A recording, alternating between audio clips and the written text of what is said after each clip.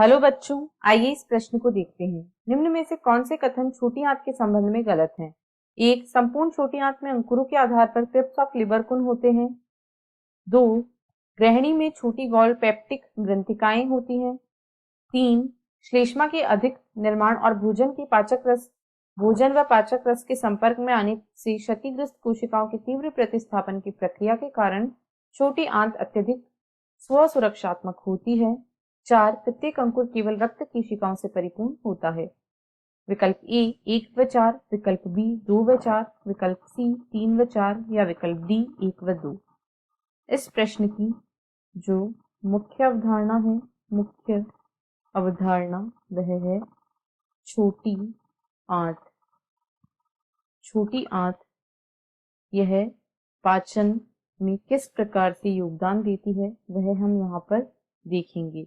तो छोटी आंत जो होती है यह आहार नाल का एक मुख्य भाग है। यह पाचन व अवशोषण दोनों ही प्रक्रियाओं में पाचन व पोषक पदार्थों के अवशोषण दोनों ही प्रक्रियाओं में महत्वपूर्ण एवं मुख्य भूमिका निभाती है। छोटी आंत की जो आंतरिक सतह वह वलित होती है तथा यहाँ पर तीन मुख्य संरचनाएं अंकुर, सूक्ष्मांकुर तथा क्रिप्ट ऑफ लिबरकुन पाए जाते हैं।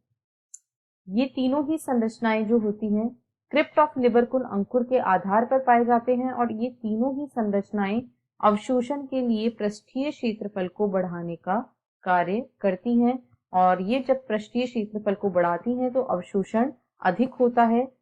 और यदि हम अंकुर की बात करें तो ये ऐसी संरचनाएं होती हैं जिनमें रक्त व लसिका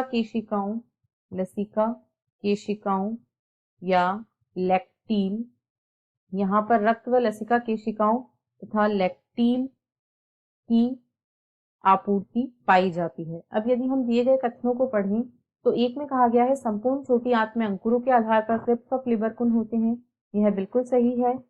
दो में कहा गया है ग्रहणी में छोटी गोल पेप्टिक ग्रंथियां भी होती हैं, यह गलत है, ग्रहणी में पेप्टिक ग्रंथियां नहीं मिलती हैं। तीन में कहा गया है श्लेष्मा के अधिक निर्माण और भोजन व पाचक रस के संपर्क में आने पर क्षतिग्रस्त कोशिकाओं के तीव्र प्रतिस्थापन की प्रक्रिया के कारण छोटी आंत अत्यधिक स्वसुरक्षात्मक होती है, यह सही है। जो छोटी आंत होती है वह अपनी सुरक्षा कर सकती है क्योंकि इसमें जब अत्यधिक अम्लीय भोजन जैसे ही छोटी आंत में प्रवेश करता है तो यहाँ पर जो कोशिकाएं अम्ल के प्रभाव की वजह से क्षतिग्रस्त हो जाती हैं उनका तीव्र प्रतिस्थापन हो जाता है, अतः यह कथन सही है।